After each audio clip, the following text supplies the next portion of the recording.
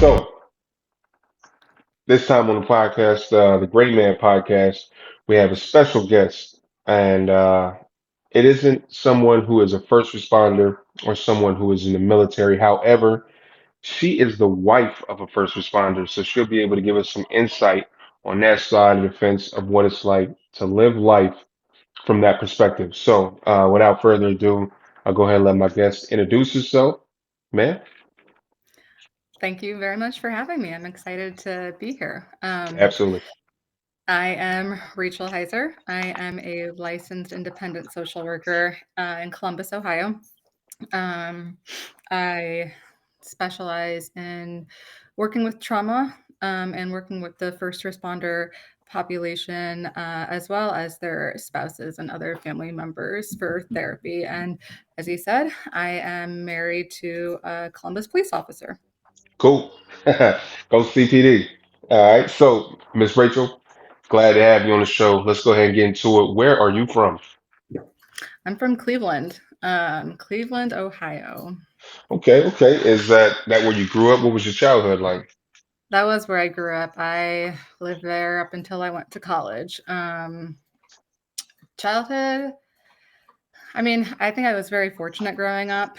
Um, I had a lot of privileges, opportunities, music, sports, not that I was any good at it. Um, Private school. I have an older brother, younger sister. Both of my parents, we had both sets of grandparents that also lived in Cleveland and were within 5 minutes of each other or to where we lived, both ways. And so the weekend was spent, Saturday at one grandparent's house and then Sunday at the other grandparents. So overall, I think I had a very fortunate Hmm. childhood. I think though I did have I'm probably going to get in trouble for saying this, but it was kind of like a hostile environment emotionally Okay. growing up. I can't think of another word other than hostile. My siblings and I did not have a good relationship for Hmm. until probably a few years ago. Um, and like I said, my parents were able to provide wonderful things for us. Um, I feel though, just emotionally, I didn't Hmm. get what I really needed, which did end up causing me like a lot of turmoil as I grew up. Okay. So that's the gist of my life in Cleveland. So we know what you were like. I'm sorry. We know what your childhood was like. What were you like as a child? What would you say? Gosh, uh, my family. Or even Ask the my early family, years? they would all laugh. They would all laugh at that. If you asked one of my aunts, she would say I was indignant. Okay. She always that very specific word. Um, what was I like as a child? Um, very, I'll just say opinionated. Okay. Um, and when my mind was made up about something, it was made up. I was never afraid to show how I was feeling. Hmm. You could always see it on my face when I was in a mood, good mood, Hmm. bad mood. But I was also growing up and now, always very caring and wanting to help others, friends in any way I could. I always wanted to make everyone feel better, be that person like giving advice, I guess, Hmm. if you um, I always felt like I gave more than I got, if that makes sense. Absolutely. Absolutely. So you felt like Usually. you were like that kind of like going through middle school and high school. And then, obviously you graduated, and I did a little research on you, and I understand that you went to the Ohio State University. I just want I to did. make sure I say that correctly. The Correctly. Ohio State University. Now, what years did you go to college there? So, Uh, so undergrad, I did from 2012 to 2016. Okay. I'm a legacy, so my grandpa went there, my parents went there, and my older brother went there. In between undergrad and grad school, I took a year off in between. And so I did grad school part time because I was Okay. working full time and it was just a lot. And so I did grad school from 2017 and I graduated in May of 2020 Okay. with my master's of social work. All right. So, going into college, what was your major, and did you have a minor at all? I didn't have a minor. I Okay. actually started freshman year of undergrad as a music major. Really? Um, yeah, surprise.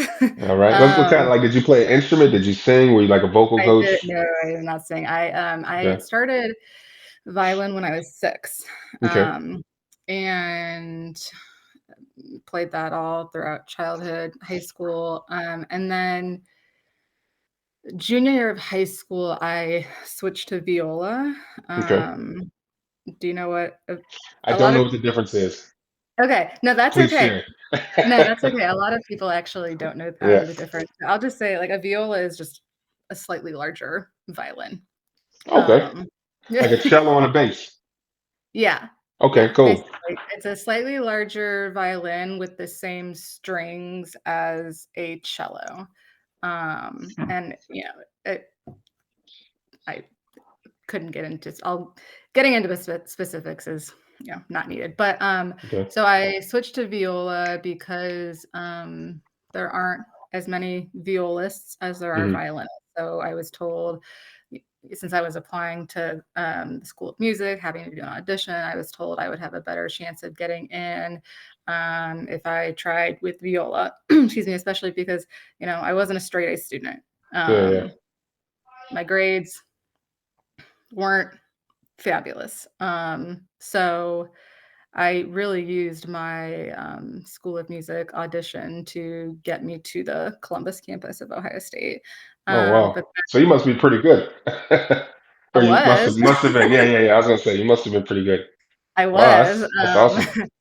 And then, like, after I think it was halfway through my freshman year, I was like, this sucks.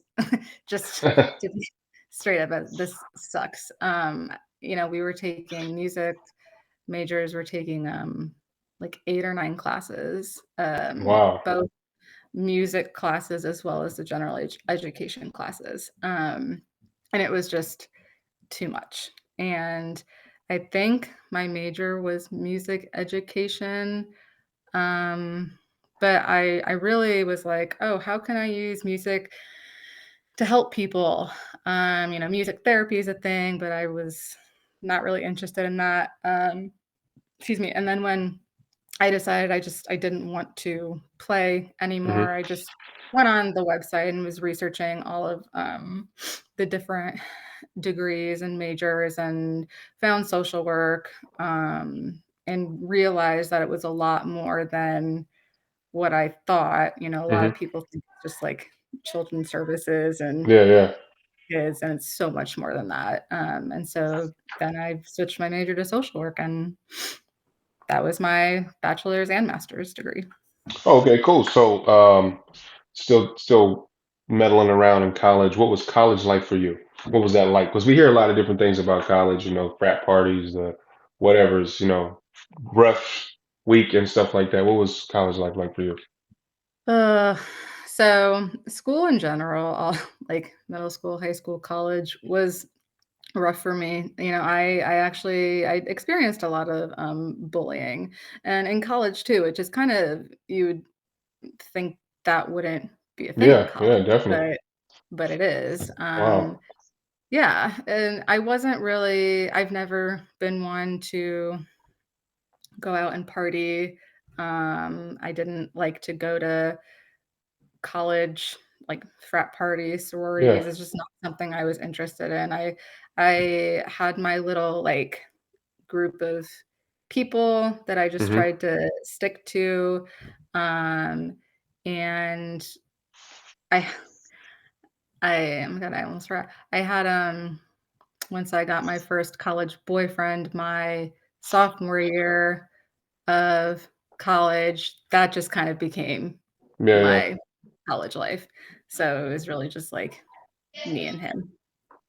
Okay, so what was your original clinical focus? I know you said you graduated with a bachelor in social work. So I know there's like a Mhm. clinical focus in the social work because it's such a broad Yeah. spectrum. So I studied child welfare, Okay. specifically. I thought that, working in child welfare, you get Uh, to experience a bit of everything, really. Hmm. And so I thought that would be a good place for me to start to figure out what area I really wanted to go in. Did I want to go into school, social work, work with human trafficking, hospital social work, or like what I'm doing now, which is private practice therapy. Hmm. And so I worked at like day after I graduated undergrad, I started working at the Buckeye Ranch in Columbus, I know which is exactly where it is. Yeah. oh, okay, Yep. okay, Grove yeah, City. Yep. Yep. yep, that's Stringtown one of the Road. Yep. locations. Yeah, quite a few different locations, and so I started out doing ongoing casework for about 2.5 years. Then I switched to more clinical work, and I went to another department Hmm. where I was doing home-based counseling. Okay. So I know that you said you had a college boyfriend. Obviously, the man didn't make it. Now you have No, a, no, yep, the man didn't make it. he did not. Rest in peace to that relationship. But now you're married Right, to a police officer, which I is am. awesome. And we just got a curiosity. How did you meet this guy, and where did you meet him? Like, Yeah. So we met on a dating app, actually. okay, Yeah. that's a new one for sure. Yeah, Coffee Meets Bagel. I don't know if you've ever heard of it or if No, you've no, not at seen all. it. Um, I had been doing dating apps for a couple of years, and um, I had actually messaged my husband, and at that Hmm. time, I was just like over it. So, like, along with him, I think I messaged like four other people. It was just like the same message to each one of them, and then 'cause like I said, I was just over it. I was like, "We'll just see who answers." And then 4 days later, I was at court for one of my cases, and my now husband, responded. He says he didn't notice he had a notification. Um, so we, talked for a couple weeks, and then we went on our first date. His weekend at the time was Monday, Tuesday. Okay, Um, and so it was the only reason why I remember this is because it was a Monday, Martin Luther King Day, so I didn't have to work. okay, So we went and got brunch as our first okay. date. That's awesome. So, how long has he been a police officer? Just out of curiosity. So he graduated the academy January of 2017. So Okay, when I met him January of 2018. So he had okay, already been um, on the department for a year at that point. okay. And when you met him, and him being different from anyone that you ever been with before, I'm assuming, dating wise or Yes, whatever. What was that yes. transition like relationship wise? Like, guys usually have a regular 9 to 5 that they punch into. This guy is, I mean, his schedule says 2 to 10, but sometimes he doesn't get off till 12, or he may have to go to court on days that he's off, but he's in uniform. Like, yo, man, you're supposed to be here. What was that like for you? That was hard. That Okay. was a wake up call. I met this great guy. Hmm. I make it sound like I don't talk to him anymore. I really, really liked him. Yeah, yeah, yeah, definitely. Um, and so it was very hard, not being able to see him on a regular basis. Hmm. He didn't meet my close friends, I think, for the first year we were dating Okay. because of his work schedule. Yeah, yeah. It just never matched up. Mesh. Yeah, yeah, no doubt. Yeah. And I met his mom. I mean, his he lived 5 minutes from his mom, at the time we met, so it wasn't hard to find a time to meet her, so I met her within, the first week or 2 of our first Hmm. date, Yeah, definitely. um, whereas it took a few months, I think, for him to have time off, where he came with me to Cleveland to meet my Yeah, yeah, family. yeah, yeah. The coordination of that, definitely. Yeah, it was really hard. I think it was really good for me, though. Hmm. I think otherwise I,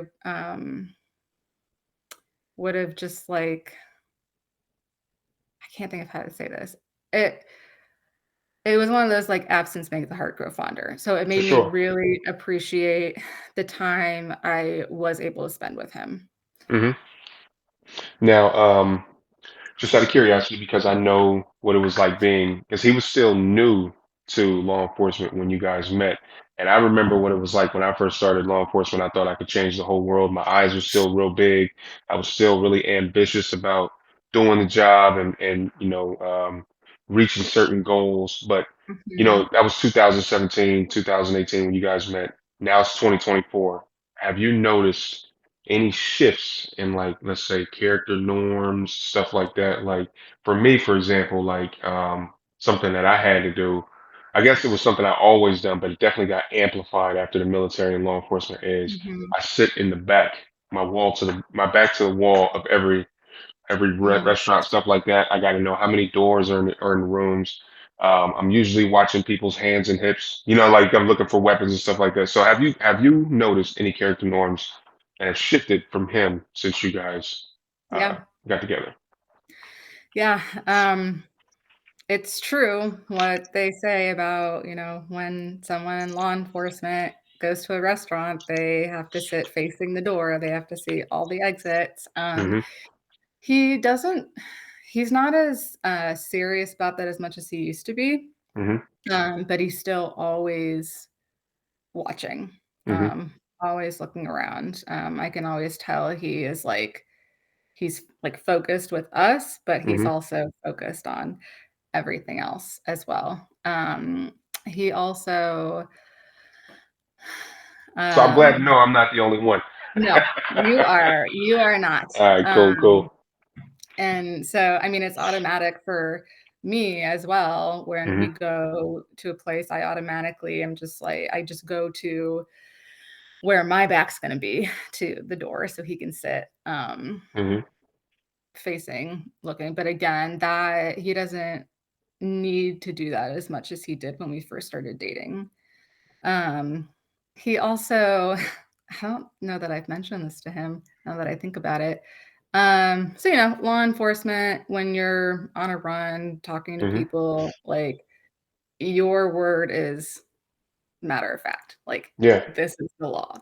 And so when we're with friends or family, when he speaks sometimes, when he's saying things or like sharing his feelings or opinions, it can come across as like this is matter of fact. This is the way it is. Hmm. And I don't think he necessarily means it that way. But I think sometimes he definitely the cop mode transfers over, Okay. um, in certain areas and aspects of his interactions with friends and family. All right. So, what are some of the things that you think the public should be aware in terms of the police? Because we're talking about different personality Mhm. traits that we have adopted or adapted to, given the exposure of. Because people don't usually call the police to say, "Hey, just want to let you know I made it home from work," stuff like that. They call when it's like, "Hey, man, Right. somebody just broke into my house," or "This guy just got shot. This guy's trying to kill me," or whatever. So, what are some of the things that you think the public needs to be aware of in terms of the police? Just like, because you're giving out like a psychological perspective. So, Mhm.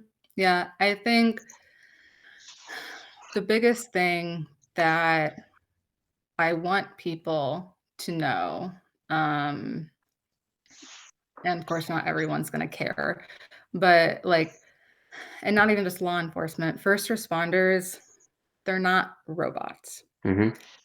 human beings, they're not immune to being affected by the runs and calls that they go on. Yeah.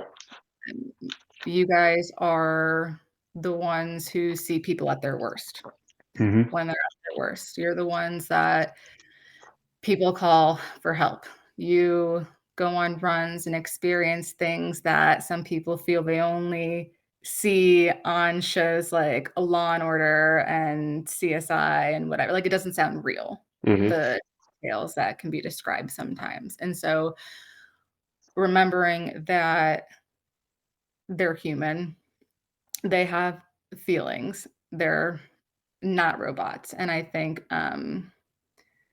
it's very easy to forget that. Hmm. I agree. Yeah, definitely. I agree. Now let's kind of switch it up a little bit. So, as a spouse of a first responder, what are some of the biggest misconceptions that you would say there are about people in your position? So, Misconceptions. hmm.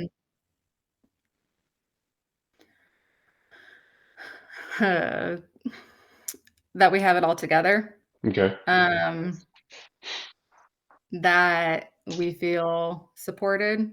Okay. Um, Misconception that and that, we have access re access to services available to us for Hmm. support, whether it's like mental health, doctor, etc. Like, we don't feel, and I guess I can't speak for everyone, Yeah. but we're not as together as sometimes we make it seem. It can be very isolating, Hmm. um, because it really is a very specific way of life, that we live, that unless you're living it, you really don't understand. Yeah. Yeah. Um, and so sometimes it really feels like we only have other spouses and law enforcement or first responder families to connect to. And that can Hmm. still sometimes feel lonely because we can still even feel isolated from our own like extended family. Like, Yeah. there's no first responders on my side of our family. And so they have no idea um, what it's like. Yeah. Yeah. They offer their support and they're supportive, but they don't know what it's Hmm. like. Now, do you try to change that perception at all, or do you just not really care, just kind of go with it? That's a yes and no. Okay. Um, it's a no because I know that there are people that just don't care. They have like their thought process, their opinions, and they're not open to hearing anything else. Hmm. Um, but I am, yes, because I want to bring awareness to it. There Okay. needs to be more education about it, and there needs to be more um, services specifically catered to this population, in my opinion. Yeah, yeah, absolutely. So, I understand that, when you graduated college, you had an original clinical focus. Now, we spoke about that previously. You later changed your clinical focus to helping first responders. What made you want to do that, would you say? My husband, Are there any, um, oh, okay, go ahead. I was gonna say, are there any like incidents that stand out specifically that was like, you know what, I'm gonna go ahead and try to be more helpful in this arena? yeah. So as you know, his years have gone on in the department. Hmm. He- it's it's only worn him down. You Yeah, know, yeah. he's burnt out. He's working 50, 60 hours a week, Hmm. with OT, with special duty, the special duty he's currently doing. So, Going to so he's, court. Yeah. yeah, and yeah, going to court, Hmm. court call-ins on his days off, like you said. going to court in the morning and then just having to go right to work. Hmm. Excuse me. So, like, normally in the morning, that's his time to himself. I take our son, drop him off at daycare, go to work. So my husband's able to go work out, play his video games, whatever. But over the years, just I think all aspects of the job and the career has just really worn him out. Okay. All right. So, given Oh, I that, didn't answer the question. I'm sorry. no, it's okay. It's all right. Go ahead. It was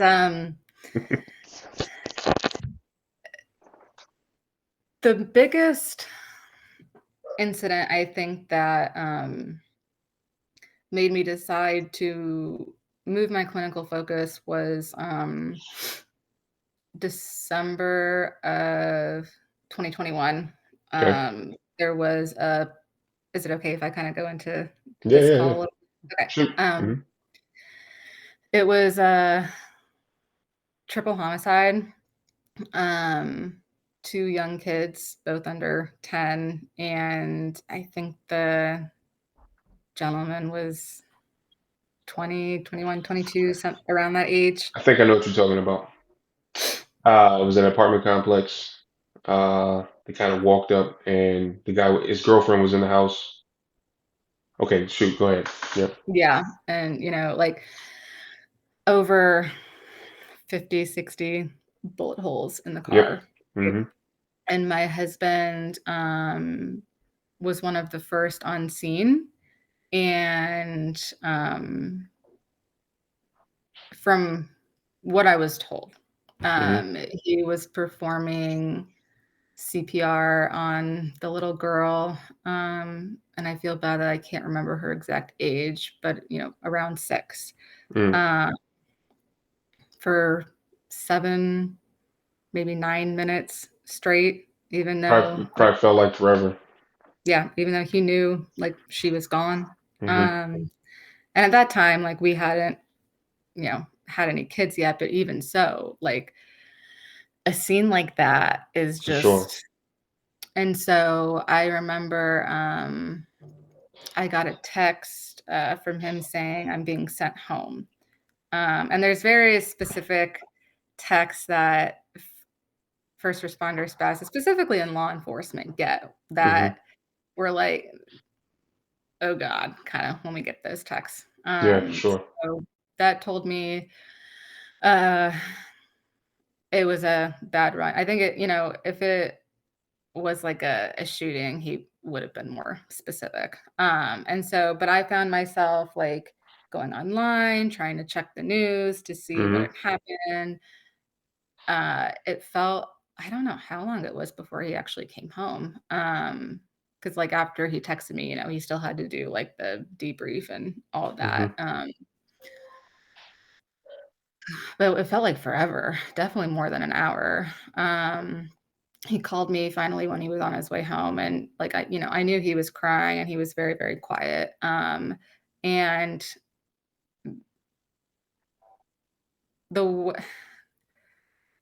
the PTSD symptoms from this specific call were very apparent Hmm. um, over the next few days, the next week, really. And I am a clinician, so I knew exactly what to look for. Hmm. But it was that specific call and his reaction to it that made me really want to move my focus to first responders. Um, yeah, Yeah, definitely understand that. Yeah, and we appreciate you for wanting to focus more on that because we don't have too many outlets and resources for those yeah, type of traumas that we experience. So yeah. definitely want to give a shout out to you. So kind of shifting gears again. Mhm. So being the wife of a first responder and seeing the effects firsthand, like we just discussed, and given the profession that you consider helping, have you considered helping both the first responder and the wife or the spouse, Mhm. husband? Because there's husbands in this world too. Have you Yeah. considered trying to help not just the first responder, but also the spouse? Yeah. I've actually recently put together a support group Okay. for first responder spouses. I was also kind of opening up a separate one to kids as well. Hmm. Um, I'm not sure how interested people will be in that one, but I from some feedback I've gotten, and I know it can over the years at least, I know it can be isolating for kids, Hmm. um, whose parents are first responders. Yeah. But spouses specifically, yes. You, I I don't mean to cut you, but That's okay. I think that actually might be a good idea because I'll use my situation as a personal story. So I started my law enforcement career in corrections, and in corrections I Mhm, started off because I'm actually from Ohio, and I started off at Ohio Department of Rehabilitation. They have what's called closed security. So you guys level three institution, and in that institution, it can be very stressful. It can mhm, be very it can go from it can be peaceful, nothing going on, and then all of a sudden it's 120 miles an hour. So and you'd have those gear shifts every now and again, and always watching everything that's going on because there's something going on all the time, and it started to develop in me. I started bringing that home, and when you're talking about kids, I remember. My wife used to tell me like she used to tell me this like, yo, these are your kids, not your inmates. And so being able to have that group, this could be something that you could pioneer for kids would be helpful to help them understand why dad talks like that, why mhm, mom why mom is always aloft or aloof or whatever that word is. Whenever why she's mhm. not always focusing like let's Right. say mom or dad is. So yeah, I think that's actually a good idea. If not, you go ahead and continue. I'm sorry to interject. No, no, no, you're fine. Yeah, because I there are only so many, first responder clinicians, Hmm. specifically in Columbus, but I guess just in general, those who are, competent, culturally competent within the first responder community. Okay. And then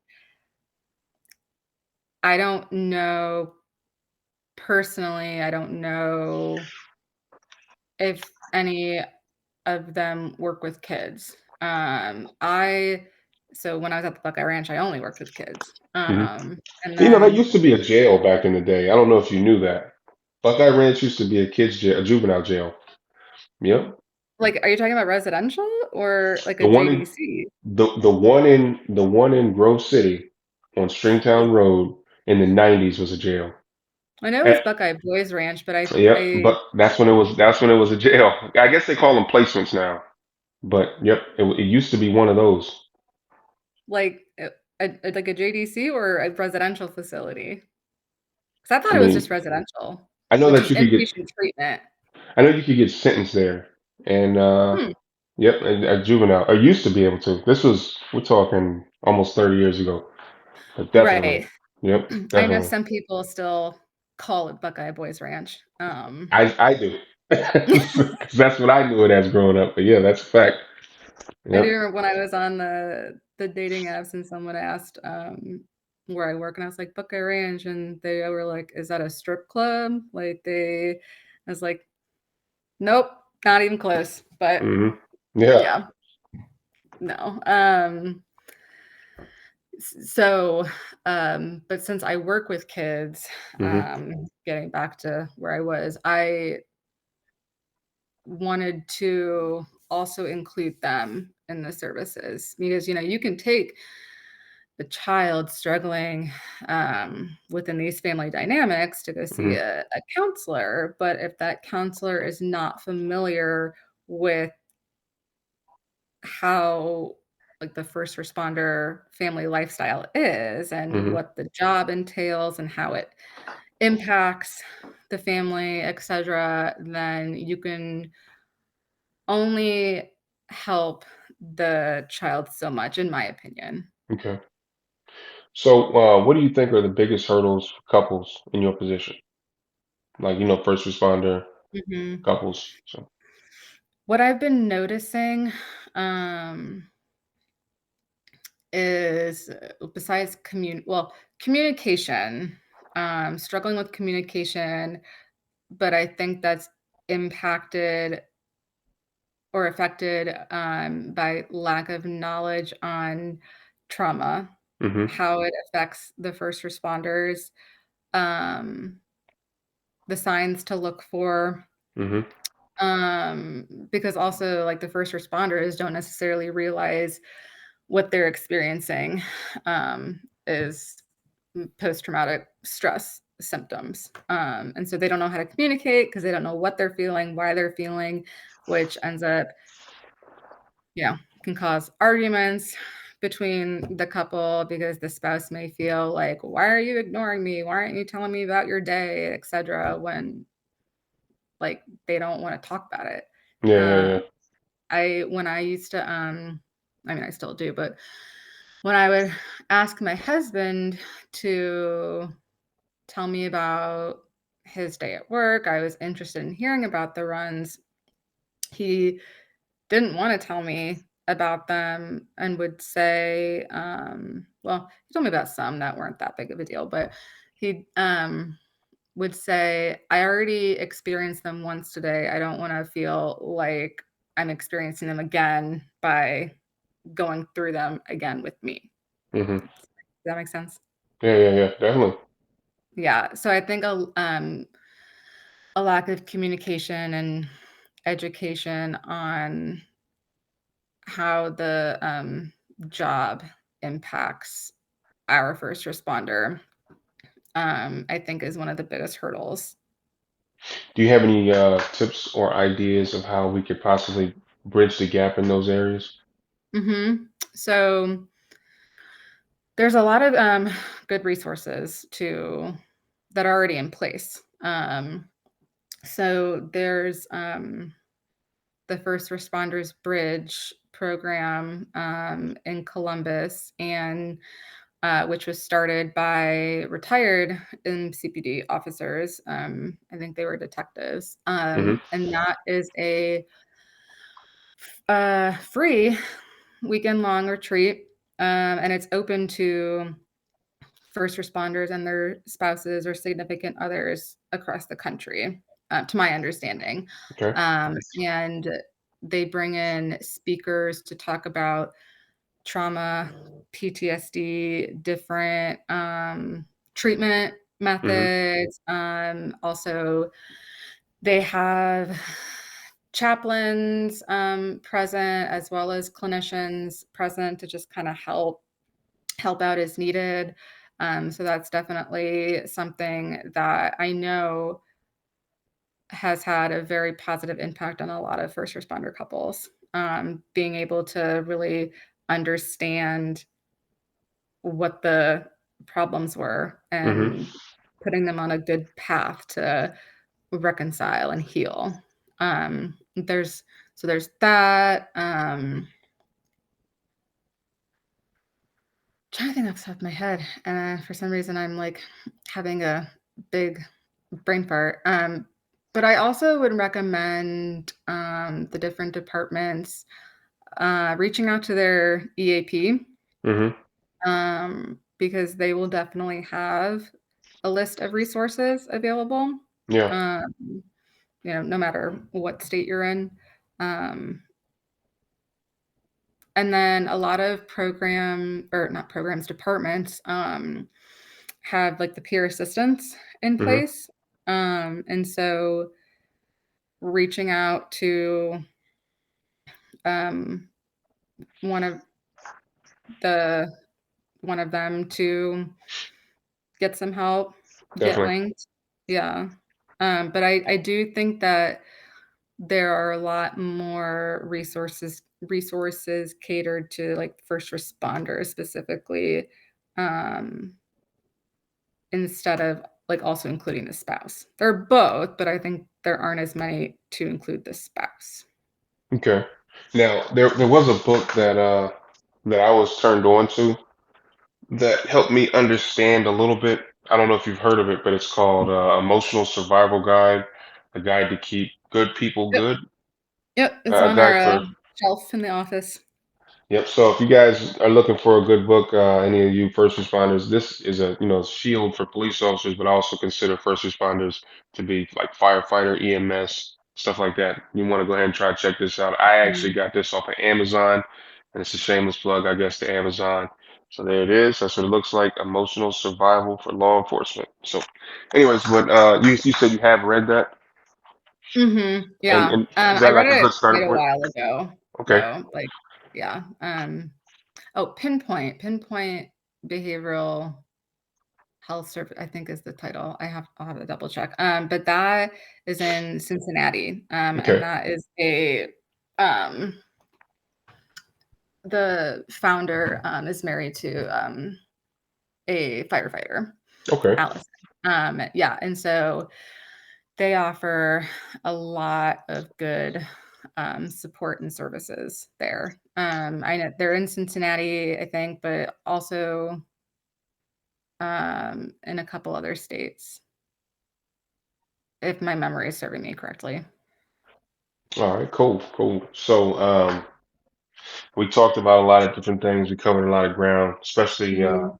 from your perspective. And it sounds like you got a wealth of knowledge that you're willing to share with anybody and everybody. And um, we're wondering if there's any way that we can reach out to you, anyone that may be wanting to seek help or assistance. Do you have like an Instagram, an email address, or whatever that you want to throw out there? And if so, we'll Yeah, go ahead and make sure we put it up during this entire video, this particular segment for sure. So. yeah. Do you want me to share Yeah, yeah, that? yeah, yeah, yeah. What's your Okay, okay. Yeah. Instagram? So I am only licensed in Ohio, so I can Okay, only work with those in Ohio. okay, But I accept most major insurances, as well as private pay if, someone wants to do private pay. But you can email me at Rachel Heiser at Rutti, Rutti counseling.com. I okay, work for Rutti Counseling and Consultation, a small private practice in Columbus, Ohio. okay, Um, Not my practice. So that's my direct work email. My work number is 614-379-2311. You okay. can text or call me. I work Sundays through Thursdays, different hours each day. The easiest way to get in touch with me is by text or email. Um, Awesome. I'm able to respond much quicker that way than returning phone calls, but I do my best. Okay, cool, And cool. then my Instagram is just Rachel Heiser, MSW, LISW. And then same thing on Facebook. Okay, so I'm gonna make sure that we put all that information in the description below in this video, this segment of the video for sure. But I'm gonna put those, like I said, on top so people can see and they can access it as we Yeah. say it, and they'll be able to see it. Now, before we wrap up, are there any projects that you're working on currently? And if so, what are Yeah. So I'm working on finding some dates for some more support groups, specifically for the spouses. That when I have those set up, they will be on my social media. I'm also working on towards some certifications. So specific, like a certified first responder counselor certification. you? Um, and then I have a blog that I haven't been posting as much as I um, mean to, but so that's going to just be a continuous project. That again, the point or the purpose of it is to um, cater to both spouses and law enforcement and kind of help bridge any that gap, um, my view from both sides, clinical Absolutely. and as a spouse is what I mean. And then I've had this idea for a book since high school. And since I've started working with first responders, I've kind of like turned my original idea into it being specifically about first responders. So Mhm. I don't even have like a set goal time frame of when that's going to be a We'll be thing. ready when it comes out. Yeah, but it is a goal of mine, something that I would really like to accomplish. But as of right now, my biggest focus is just making sure that any first responders or spouses who are looking for services, that will get them in as quickly as I can. Awesome, awesome. Is there anything else going on? Like what's next, or that's pretty much it for right now? Um, for right now, yeah. I